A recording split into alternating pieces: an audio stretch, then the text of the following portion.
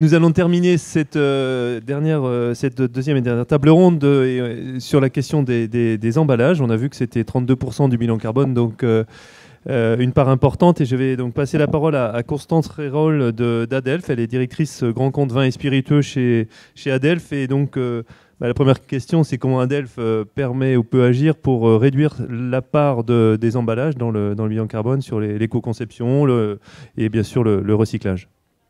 Qu'est-ce qu'est Adelph, bien sûr? Bonjour à tous. Donc, merci pour cette question, Adelph, et merci pour ton introduction, Pierre. Effectivement, l'emballage est fondamental dans le plan carbone. On a vu 32%. Adelph est l'éco-organisme qui gère pour la filière vin tous vos emballages dans le cadre de la responsabilité élargie du producteur, donc de la loi qui a été établie à la suite du principe de pollueur-payeur. On sait que les emballages sont mangeurs d'énergie et qu'il faut absolument les réduire. Donc, Adelph, en 2 mots, ça gère vos poubelles jaunes et vos poubelles de verre. Et c'est votre partenaire depuis 27 ans. Et on a 3 missions. La mission d'assurer pour le compte de la filière la collecte, le tri et l'emballage. La collecte, le tri et le recyclage. C'est le thème fondamental d'aujourd'hui. Travailler auprès des éco-organismes et des structures, l'éco-conception, et Pierre en a parlé. Une bouteille allégée, c'est fondamental. Et puis, un des intervenants a parlé du rôle du consommateur dans la boucle circulaire, insister sur le geste citoyen et le geste de tri.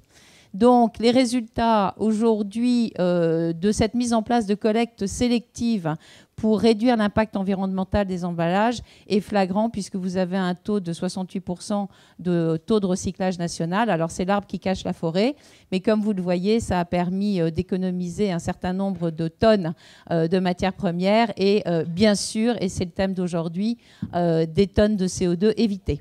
Donc l'emballage, c'est un vrai levier pour réduire son empreinte carbone. L'emballage est fondamental. Pour rentrer dans le vif du sujet de la matinée, c'est la petite annexe, parce que c'est vrai qu'on a beaucoup parlé sol, terroir, etc. L'emballage, donc, c'est une empreinte carbone. Il y a plusieurs axes pour réduire son empreinte carbone. Bien évidemment, l'allègement. Et au travers de l'allègement, il y a plein d'axes. Ça peut être le design, ça peut être enlever des éléments dans vos emballages. Il y a l'amélioration de la recyclabilité, bien évidemment. Il y a l'organisation de matériaux plus durables et la sensibilisation du consommateur. Et au travers d'indicateurs, parce que tout au long de la matinée, on a vu que les indicateurs étaient fondamentaux, chez Adelph, on a mis en place un outil qui est une ACV, qui s'appelle BI. Je vous invite à aller le regarder sur le site Adelph. Et au travers d'un exemple d'une bouteille, Pierre, tu m'en excuseras, ce n'est pas une bouteille de champagne. On a pris une bouteille bordelaise d'un poids médian de 585 grammes. Cette bouteille, dans le cadre de l'outil ACV qu'on a utilisé, montre qu'elle rejette 505 grammes de CO2 par emballage, donc par bouteille. Donc, c'est conséquent. Et quand on compare à la slide d'après, vous voyez que si on met en place une bouteille allégée qui reste quand même dans une forme sympathique et qui ne fait que 450 grammes, vous réduisez par UVC, donc par bouteille, votre empreinte CO2 de 19%. Donc, engagez-vous, rengagez-vous, comme on dit, et faites-moi des bouteilles allégées. Comme ça, je me porterai beaucoup mieux.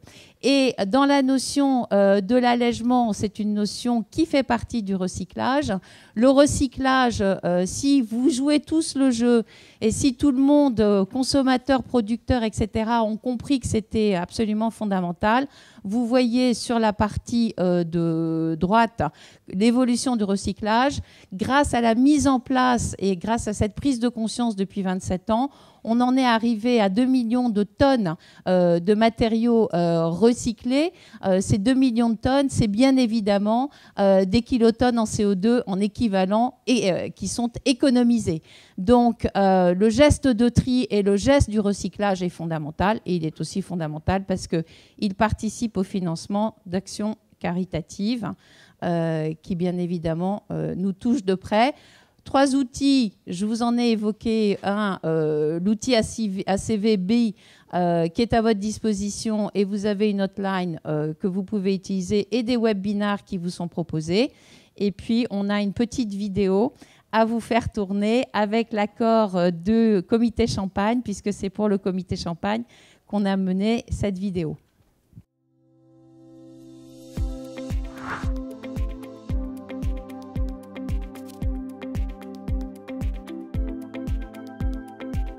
Le premier réflexe à adopter, c'est d'alléger votre bouteille. Par exemple, pourquoi ne pas opter pour le modèle standard à 835 grammes? Une bouteille personnalisée peut aussi être allégée. Pensez à réduire son diamètre pour optimiser la palettisation. Enfin, visez un fort taux d'incorporation de verre recyclé et limitez les décors qui perturbent le recyclage. Côté bouchon, inutile de viser trop lourd. Entre 8 et 9 grammes, c'est bien suffisant. Favorisez une coiffe pas trop épaisse et privilégiez l'aluminium à l'étain. Pour les étiquettes, optez pour du papier recyclé ou issu de forêts gérées durablement avec un grammage faible. Évitez la dorure à chaud et passez-vous de la collerette dès que possible. Dans l'univers du luxe, élégance et finesse sont de mise. Un habillage minimaliste n'est pas incompatible avec une bouteille mise en valeur. N'oubliez pas de sensibiliser vos clients avec l'infotri. Pour les encres de l'étiquette ou des cartons, préférez des produits à base d'huile végétale plutôt que minérale. Et pour la colle et les vernis, évitez les solvants. Ensuite, rationalisez l'usage de l'étui individuel qu'on choisit en carton. On optimise sa taille pour qu'il s'ajuste à la bouteille et on choisit une fibre de papier carton d'origine renouvelable, certifiée ou recyclée. Une épaisseur de 600 grammes par mètre carré peut être une bonne cible de poids. Enfin, pour le carton d'expédition, optimisez l'épaisseur, le type de cannelure et l'intercalaire en fonction du mode de transport. Saviez-vous en effet que le poids des ensembles caisses intercalaires peut aller du simple au triple pour un même mode d'expédition? Bien entendu, cette liste n'est pas exhaustive.